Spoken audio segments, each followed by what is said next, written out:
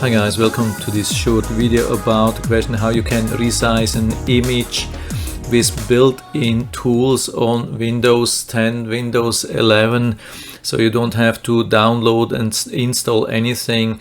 Yeah, we have something built into our Windows system, maybe even a couple of things, but I'm going to show you the most convenient thing, and I'm also going to explain what the disadvantages or limitations are and what's a better option if you are willing to download something. I mean, there's something which is for free, but you have to download and install, and then it will also be running in the background. So here I have an image, and it's definitely not fitting perfectly for YouTube as a thumbnail, so I have to resize it. And so it's the easiest solution here is right click in the file explorer, then we go to open with, and we can select the Microsoft Photos, that's built-in software. Of course, if you don't want to do this selection all the time, you can go to choose another app and then pick the photos and say always open this app to open PNG files. We hit OK, and from now on we can just double click with the left mouse button and it will open it. And here we have to click on the three dots and we go to Resize.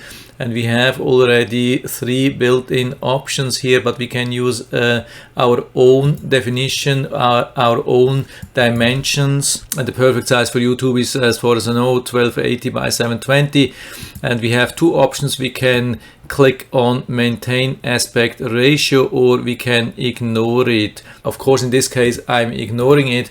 But if you want to maintain the original aspect ratio, then you can stick with it. And if you're changing one of the values, also the other one will change. As you can see, this is the most important thing when it comes to resizing. And then you can save and give it a name, and then save it, and then you have it. So this works pretty well, of course, but the limitation is you can only do this with one picture at a time. You can't select a whole bunch and then do the same thing in one step with all of these images. And the other thing is there is no predefined dimension. You always have to go there and specify the dimensions which you want to use. So if you want to have a more comfortable and more efficient option, you can go to the Microsoft Store, download the Microsoft Power Toys, install this, and then you will have an option where you can right click here and then go to resize pictures,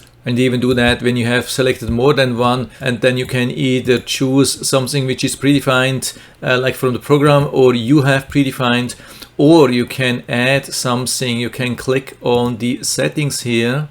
Then you can click on add a size. You go down, it's a little bit difficult, but you will see this thing here, it's called new size, and you can change that, change how you want to use that.